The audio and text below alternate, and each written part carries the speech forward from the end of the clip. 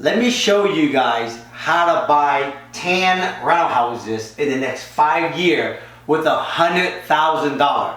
This is what I'm doing. So whatever all these gurus talking about, all this stuff, I'm gonna tell you how I do it. This is how I buy rental houses today.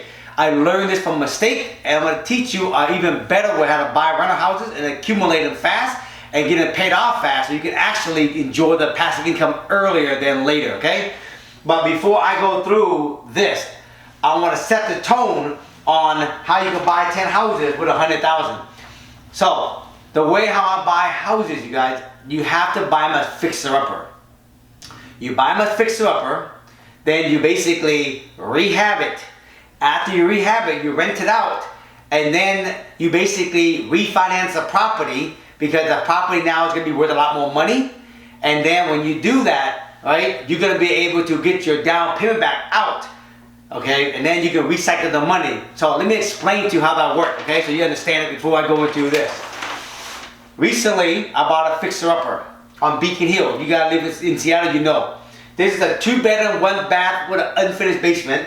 I bought it for $285,000. It was a really, bad-looking house. It cost me $140,000 to rehab the house and to finish the basement downstairs. I made 2 more bedroom, 1 bath in that house. By the time I got done, the house is a 4-bedroom, 2-bath house, okay? Purchase price, rehab price, all in $425,000. I used hard money lending to buy fixer-upper. Hard money lending said put down 20% of $425,000, which is $85,000. So all my investment out of my pocket is about $85,000. And then they will basically fund the rest, and then also they will give me the rehab money to rehab the house. All I gotta do is come out of pocket $85,000, okay? After I get it done, okay, then I rent it out, okay? I call this the BRRRR model. Buy it as a fixer, rehab it, rent it, refinance it, and then repeat the process. After I got done, I rented it, okay? And I call a bank to come out and give me a 30-year fix. I want to keep it into a 30-year fix. I want to cash out the hard money lending. So a bank I work with, they come out, they send an appraiser, and the appraiser came out, they appraised this 4-bedroom, 2-bath house, all remodeled for $700,000. The bank says to me, we will loan you up to 70% of the appraised value. 70% of the appraised value is $490,000. Remember earlier, all in was only $425,000. So I tell the bank, all I want to finance is $425,000, which is 100%. That way I can cash out the hard money and then get my $85,000 back in my pocket. That's 100% financing, okay? So by me refinancing it and financing $425,000, I can basically have the hard money lender, put $85,000 back in my pocket. Now, basically I have no money invested in this house. I have a mortgage of $425,000 in this house. Does that make sense? Okay? This is what I call the BRRRR model. So this $85,000 go back in my pocket, got no money into it, and this property here, a $425,000 with Beacon Hill 4-bedroom, it cash flow no problem, okay? This $85,000 go back in my pocket, and then I'll go out there and find another fixer.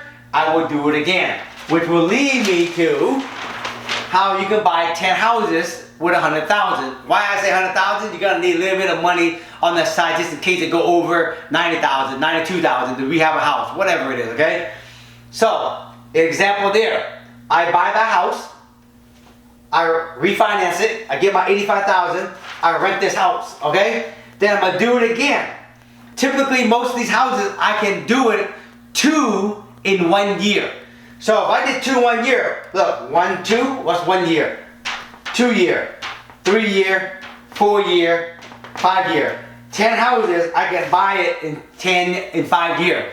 So the goal is, folks, you want to actually buy 10 houses, do 2 of these a year. Every year for the next 5 years, you will have 10 property. We call this the accumulation. Why I say 10, folks, because if all 10 of these is paid off in Seattle, you will probably produce about, every house I get, it's about $3,000. So if you have 10 houses, you have $30,000 in positive cash flow when all of it free and clear, okay? $700,000 when all free and clear, you have 10 of them, $7 million in equity, okay? A lot of money. So $30,000 a month in positive cash flow, good money. So you do 2 fixer a year.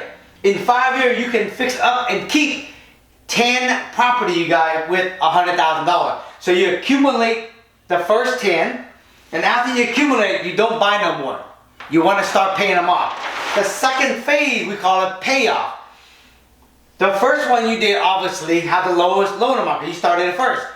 So instead of buying more property, you guys, if you go out there and buy a fixer-upper, go ahead and buy it, fix it up. Instead of keeping it, go ahead and sell it. Take all the equity and pay down the first property. Once this is paid off, take some of the positive cash flow and start paying off the second. And when you continue to do those flip, take the equity of those profit and pay down the second house. And then when the second house gets done, take the positive cash flows in 1 and 2, help pay down the third house, and all the other property from houses, pay down the third. If you do this, folks, you can actually pay all these off in probably 10 years. So it takes you 5 years to buy some property, 10 years to pay them off. In 15 years, you can actually have over $30,000 a month in positive cash flow for the rest of your life. And you have free and clear real estate that's worth over $7 million because it's going to appreciate in the next 10, 15 years. This, you guys, is how I'm buying real estate today. Buy a lot of real estate with very little cash out of your pocket. I call this the BRRRR model.